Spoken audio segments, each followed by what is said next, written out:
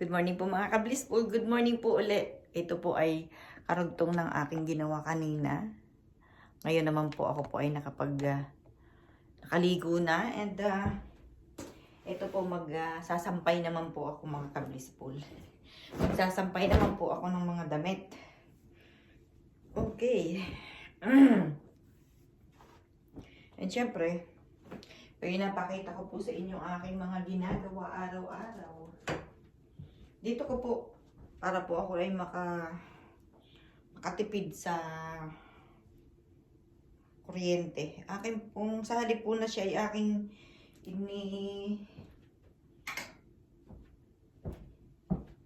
ibinadryer, ay akin pong ginagawang ganito. Exercise na rin po ito sa akin. Po ba?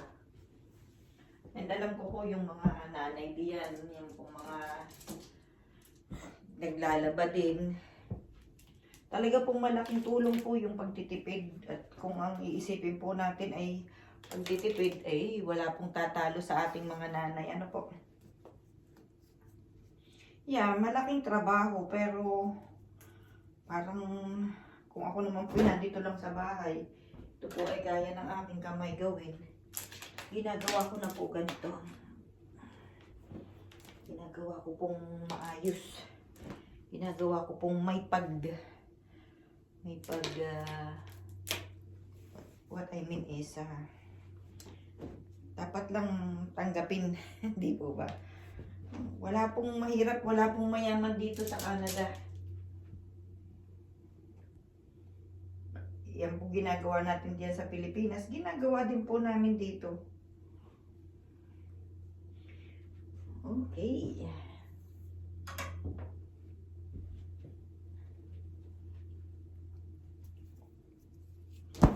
Diyan may ang pangtuyo pa nga diyan, may araw. Dito po wala pong araw ngayon, naka-blissful. Tuwing summer po, nakakapag po ako sa labas. Nakakapag-sampay. Yun naman po, parang napakadali lang po dito ng summer.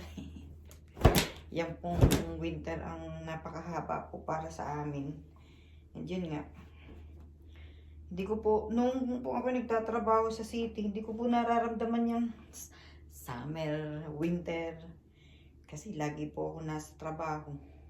Busy po ang utak at ang Pero, ako nga po nandito na, and I'm so thankful naman po sa akin pong kinalalagyan ngayon. And, yeah, makakaraos din. Yung I mean is, maiayos din. Opo. Maiayos din ang mga dapat iayos. Wala pong titigil. Hindi po ako titigil sa akin pong mga mitiin sa akin pong buhay. Kaya nga po yung kanina na pag-exercise, kailangan ko pong gawin yun eh. Para po sa aking sarili. Diba? Pero mo yung bending na ganito. Kasi laking tulong po eh. Sabihin mo nila na ako'y isang baliw. At napakalaki po ng inyong bahagi sa aking mga ka-blissful. Diba? Noong wala pa kayo sa buhay ko, kung ano-anong pinagagagawa ko. Yun pala. Ano-ano na lang naiisipan. Pero, di naman po thinking din noon na paano ko ba gagawin maayos ang aking araw-araw.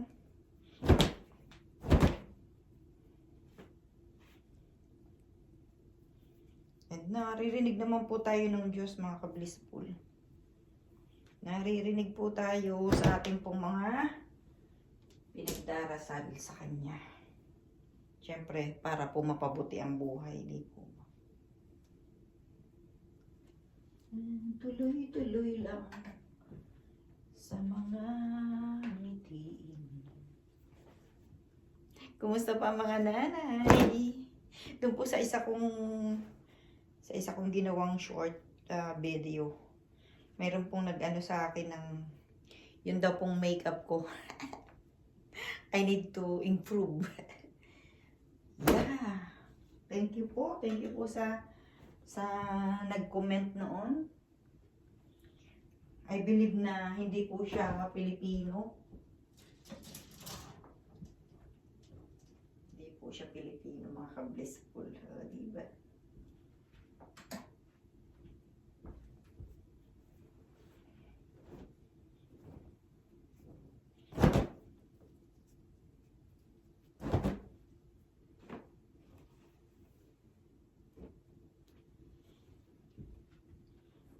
Alauna ay 1 o'clock na po dito pero hindi pa po ako nag-aagahan. Ay, yeah, hindi pa nga po. Ako po nga po ay nag-ano lang, uminom lang po ako ng water.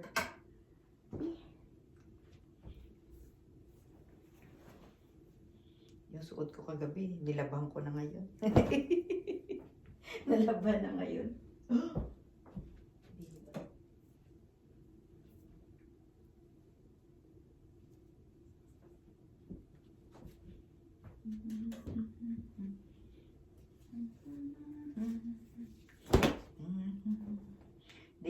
Diyan po siguro ramdam na yung Pasko. Ako po mararamdaman ko lang yung Pasko pag ako po yan nanonood ng mga vlog sa iba pong channel. Bira po ako manood ng TV. Para pong wala akong time manood ng TV. Sa kusina pa lang po, ubos na yung oras ko.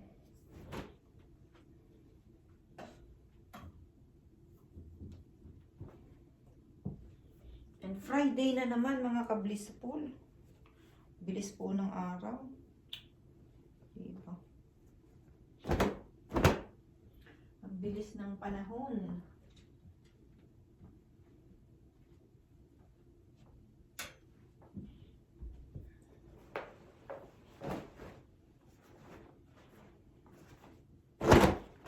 Tapos ko lang pong manood ng live pero hindi po ako na-late po ako dun sa live ni LB Vlogs Family. And yes, nanood na rin po ako ng mga vlogs ni Papa Dins at ni Ka-Business Official.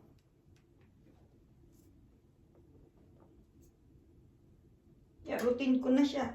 Routine na po ng araw-araw ko na pagising ko, manonood ako ng kanilang mga vlog.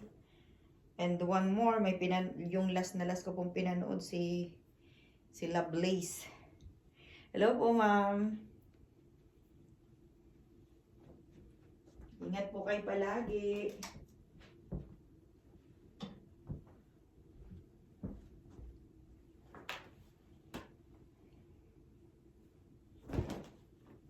And after this po, gagawa na po ako ng agahan. Agahan! Yung pong niluto ko kahapon, pagkain ko pa rin po yun ngayon. Kasi hindi ko po yun naubos. At hindi ko po yun mauubos. Na matagal po yun. Matagal po yung pagkain na yun.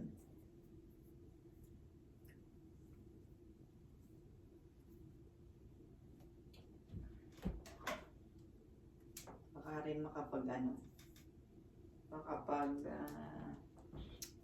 mamaya na lang siguro ano na lang ako what do you call that? Bakit ba nakakalimutan? Sa salad kasi sayang po yung may lettuce ba ako dun?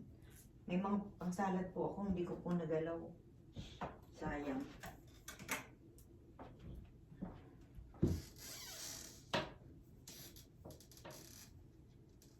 Meron nga po akong gustong gawin karyoka. Makapanggawa nga naman. Para hindi ko pa nagagawa yun, masubukan. Kasi meron po akong glutinous diyan. Kapag ano ng glutinous. Glutinous rice.